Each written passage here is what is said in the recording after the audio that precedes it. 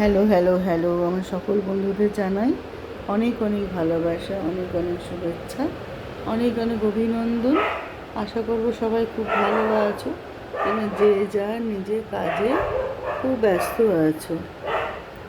তো দেখো, আজকে অনেকগুলো গাছ নিয়ে আসা হয়েছে। এটা আনা হয়েছে, এটা আনা হয়েছে, এটা আনা হয়েছে, তুলসী গাছটা আনা হয়েছে, মাটি নিয়ে আসা হয়েছে, টবগুলো নিয়ে আসা হয়েছে। সব ঠিকঠাক করতে হবে। তো তোমাদের সাথে একটু শেয়ার করলাম। কেমন লাগছে বলো, দেখতে কেমন হয়েছে। আমার তো আরও গাছ আছে, এই যে এখানে আছে, নিচে আছে, বাইরে আছে একটা। তো দেখো গাছ আছে, বড় বড় গাছ আছে। তো এগুলো ভালো লাগে আমার গাছ লাগাতে, ভীষণ ভীষণ ভালো লাগে। আশা করবো তোমাদেরকে এটা ভালো লাগে।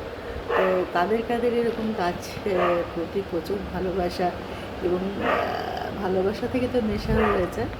তো সবার কার কার এরকম নেশা এবং ভালোবাসা দুটোই জড়িয়ে আছে গাছের প্রতি, জানি। এবং গাছ লাগাতে হবে। চারিদিকে যা অবস্থা আমাদের, এত ভূমিকম্প, এত জলের মানে চারিদিকে পরিবেশ মানে একদম অন্যরকম হয়ে যাচ্ছে, তাই না, প্রকৃতি।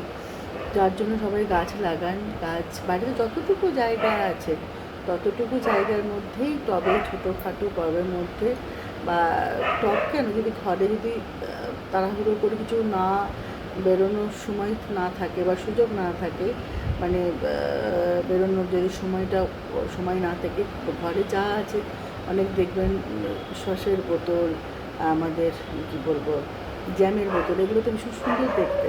তো তার মধ্যে গাছ লাগান, গাছ লাগিয়ে রেখে দিন ঘরের মধ্যে, দেখতেও ভালো লাগবে, ঘরের শোভাও বাড়াবে, আবার মনটাও ভালো লাগবে।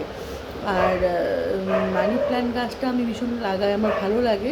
কারণ হচ্ছে গাছটি এত সুন্দরই একটা গাছ যে অত যত্ন, মানে ও নিজের যত্ন নিজেই করে, এবং নিজের ভালো থাকার জন্য নিজে বলে না আত্মরক্ষা, ও নিজে আত্মরক্ষা নিজেই করে নেয়। তো সুতরাং এইরকম গাছ লাগাবেন যাতে সময়টা কম দিতে হয়, অথচ ভালোবাসা জড়িয়ে থাকবে, সেরকম গাছ লাগাবেন ঘরের মধ্যে, দেখবেন ভীষণ ভীষণ ভালো লাগবে। তো সেরকমই আমার ভীষণ ইচ্ছে যে আরও কিছু গাছ লাগাবো, দেখা যাক কত কিছু করা যায়, কতটা কী করা যায়।